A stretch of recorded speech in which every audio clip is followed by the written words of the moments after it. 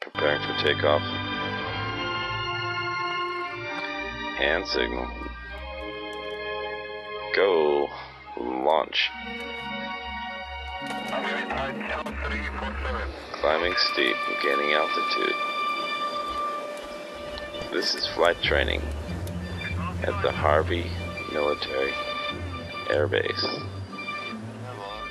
This video is an overflight of a secure military installation.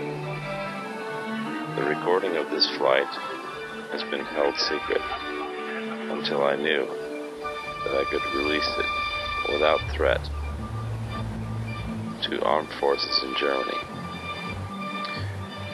For security purposes, until today, I cannot reveal the date and time of this video.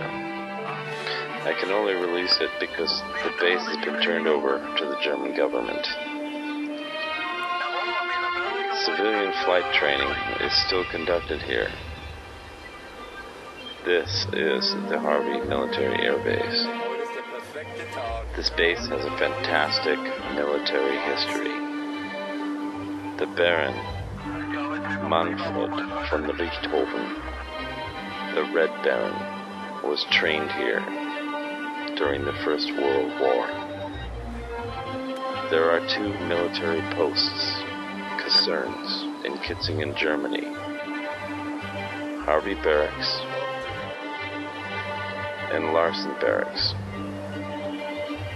Harvey Barracks was built in 1917 and served as a training school for pilots during World War I. After World War I, the land was returned to farmers.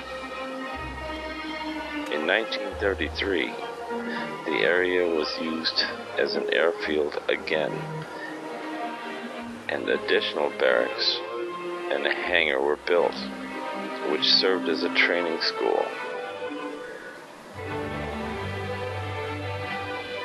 The training school originally trained civilian personnel for the Luftwaffe, or the German Air Force.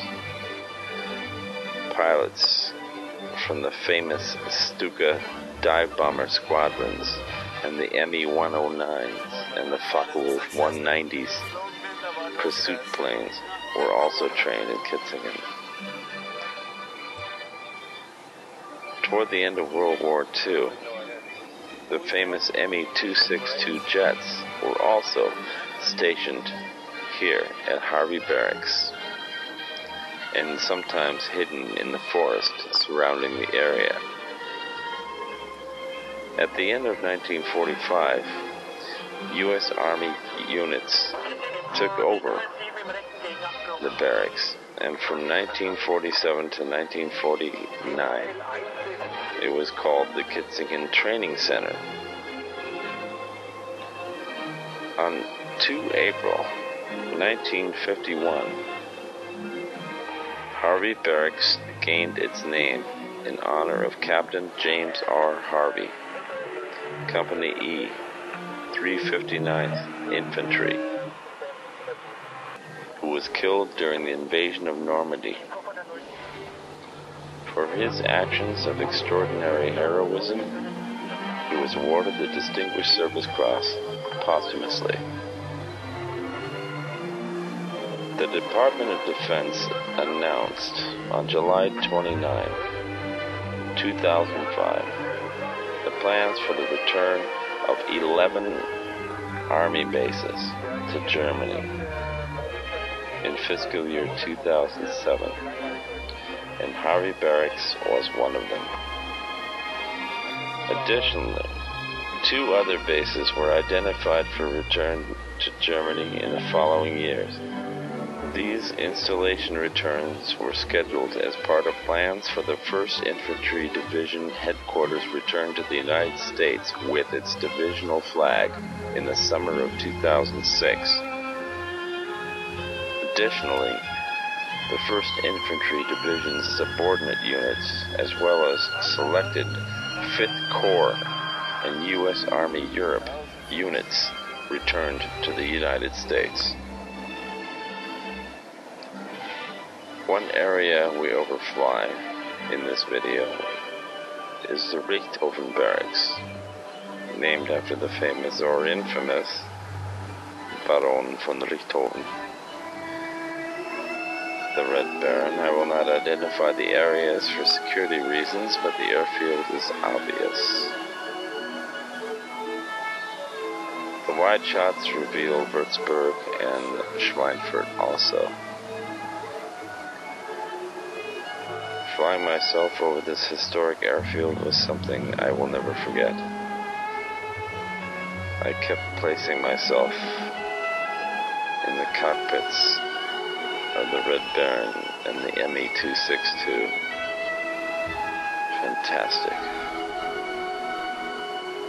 Sure, I was just flying a glider, but wow, the history, die Geschichte. The history of this airbase is fantastic. I have some kind of connection to Germany. I don't know what it is.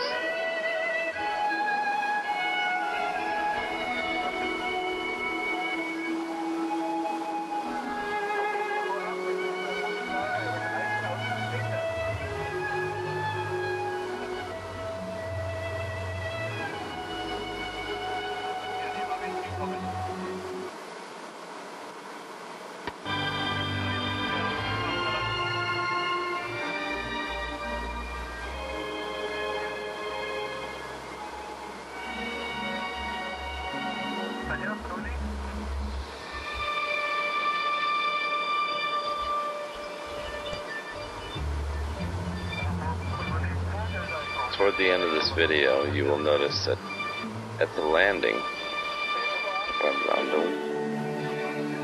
we are doing what is called side slipping. You can feel it.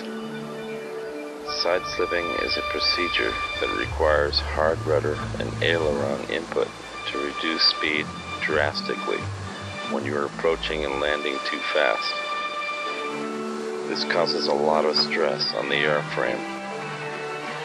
You can do this with a glider, but